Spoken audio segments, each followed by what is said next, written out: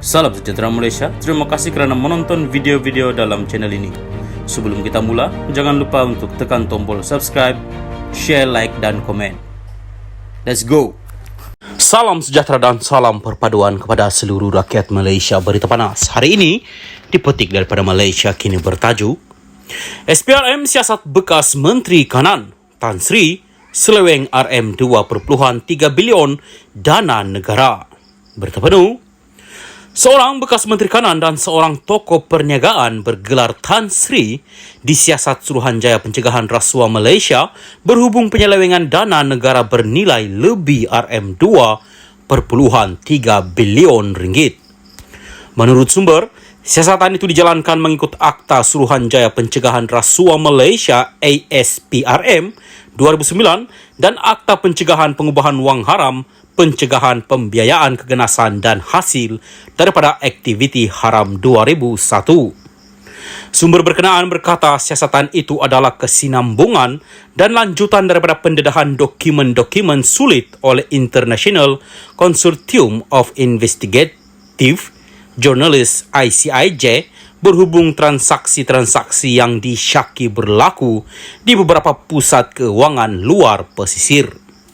Tumpuan siasatan adalah berhubung dengan pembelian dan pemilikan saham di sebuah syarikat tersenarai oleh sebuah syarikat gergasi negara yang dikatakan didalangi oleh bekas Menteri Kanan itu.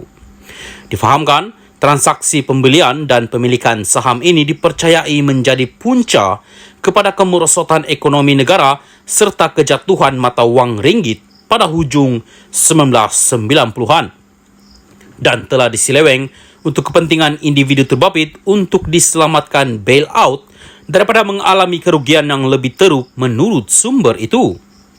Sumber itu memaklumkan penyiasatan itu bertumpu kepada transaksi-transaksi daripada hasil penjualan saham syarikat tersenarai tersebut, pemilikan aset-aset berharga yang dimiliki ahli perniagaan dan bekas Menteri Kanan itu serta ahli keluarga mereka yang dianggarkan bernilai berbilion ringgit di dalam dan di luar negara. SPRM juga telah merakam keterangan kira-kira 14 saksi dalam tempoh beberapa minggu lalu berhubung penyiasatan ini termasuk keterangan daripada tokoh ahli perniagaan dan bekas Menteri Kanan tersebut berkaitan dengan dokumen-dokumen sulit yang didedahkan oleh Pandora Papers katanya. Sementara itu, Ketua Pesuruhjaya SPRM Tan Sri Azam Baki ketika dihubungi mengesahkan perkara tersebut dan berkata siasatan bertumpu pada Seksyen 23 Akta SPRM 2009 berhubung kesalahan salah guna kuasa untuk mendapat suapan dan kesalahan pengubahan wang haram di bawah Seksyen 4-1 AMLA TFPUAA 2001. Salam sejahtera dan salam perpaduan kepada seluruh rakyat Malaysia. Berita panas hari ini bertajuk orang gemar menuduh tanpa bukti adalah mat retorik, kata Dr. Mahathir.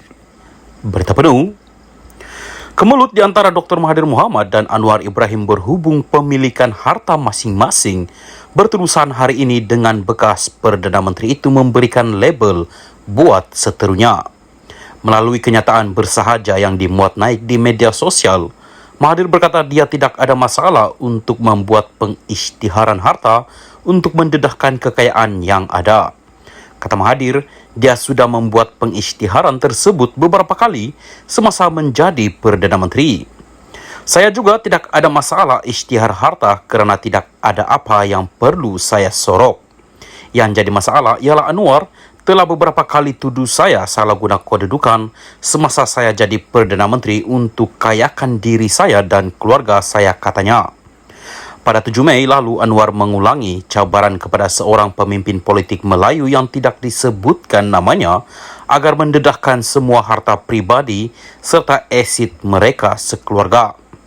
Berucap di Majlis Rumah Terbuka Malaysia Madani, Anjuran Kerajaan Negeri Sembilan di Seremban, Perdana Menteri ke-10 itu berkata tokoh terbabit memiliki harta berbilion, manakala anak-anaknya memiliki kapal terbang dan kapal. Itu belum dijawab. Saya minta mereka jawab. Berapa bilion dia ada? Mana dia dapat uang itu? Pulangkan balik kepada orang Melayu di Malaysia, katanya. Sehari kemudian, Mahathir pula meminta Anwar mengisytiharkan kekayaannya semasa menjadi timbalan Perdana Menteri dari 1993 hingga 1998 dan mengaitkan Presiden PKR itu dengan amalan kronisme.